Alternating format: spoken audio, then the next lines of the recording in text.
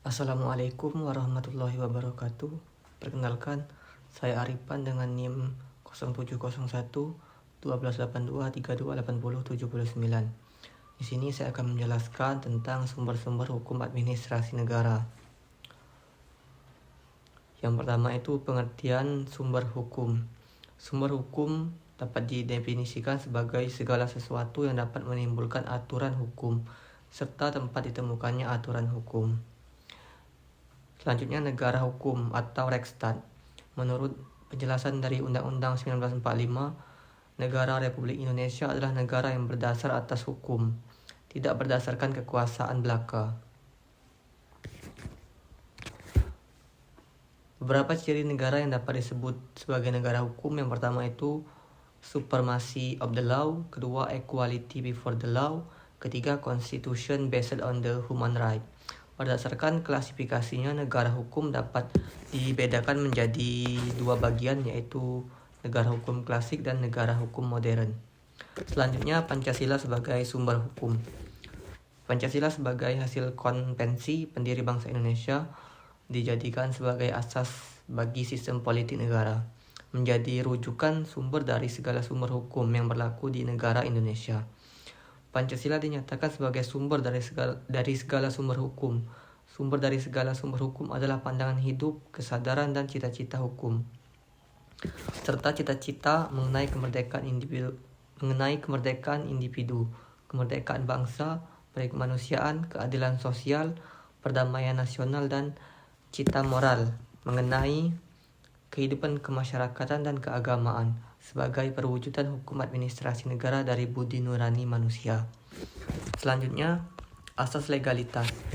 Bagi hukum administrasi negara, penerapan asas legalitas berarti setiap tindakan atau perbuatan penguasa harus berdasarkan hukum yang berlaku.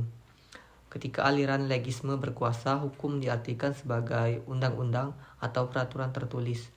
Penguasa atau administrasi negara dapat bertindak mengatur masyarakat apabila ada dasar hukumnya yang tertulis. Berarti apabila sudah ada undang-undang yang mengatur masalah tersebut yang dapat dipergunakan oleh penguasa sebagai dasar hukum bagi tindakannya. Selanjutnya, kebebasan bertindak hukum administrasi negara. Dalam teori hukum administrasi negara dikenal 3 jenis kemerdekaan bertindak. Yang pertama itu praise Ermesment, yaitu kemerdekaan bertindak administrasi negara atau pemerintah untuk menyelesaikan masalah yang timbul dalam keadaan kepentingan yang memaksa, sedangkan peraturan penyelesaian untuk masalah itu belum ada. Yang kedua itu delegasi perundang-undangan atau delegasi van wetgeving, berarti administrasi negara diberi kekuasaan untuk membuat peraturan organik pada undang-undang. Yang ketiga itu droit function, yaitu kemerdekaan seorang pejabat administrasi negara, tidak berdasar delegasi yang tegas dalam menyelesaikan suatu persoalan yang konkret. Selanjutnya, sumber hukum material. Dalam kepustakaan hukum ditemukan bahwa sumber-sumber hukum material ini terdiri dari 3 jenis. Yang pertama itu sumber hukum historis, kedua sumber hukum sosiologis, ketiga sumber hukum filosofis. Selanjutnya, sumber hukum formal.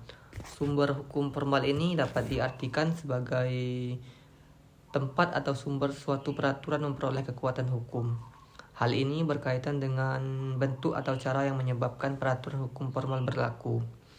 Sumber hukum administrasi negara dalam arti formal terdiri atas peraturan perundang-undangan, praktik administrasi negara atau hukum tidak tertulis, jurisprudensi, dan doktrin. Selanjutnya, sumber-sumber hukum dalam pengertian sosiologis dan sejarah. Sumber hukum dalam arti sosiologis merupakan lapangan pekerjaan bagi seorang sosiolog hukum. Namun, penelaahan sumber hukum sosiologis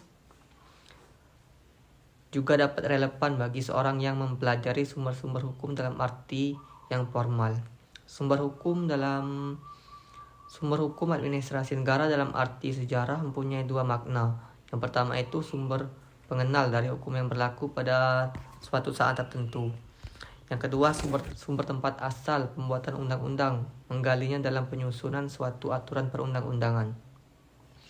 Selanjutnya, asas-asas hukum administrasi negara. Menurut Komisi de Monci, asas-asas hukum administrasi negara harus dipergunakan oleh instansi administrasi tingkat banding. Adapun asas-asas yang ditemukan komisi itu seluruhnya ada 13.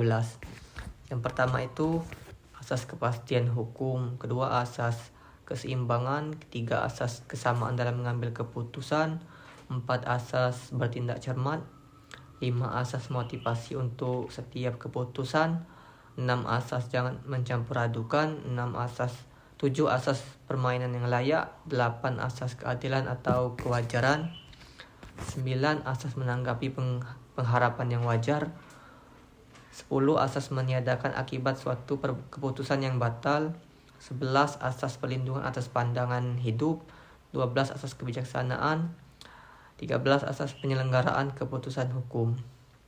Mungkin itu saja yang bisa saya jelaskan tentang sumber-sumber hukum administrasi negara. Semoga bisa menambah wawasan kita semua. Saya akhiri, wassalamualaikum warahmatullahi wabarakatuh.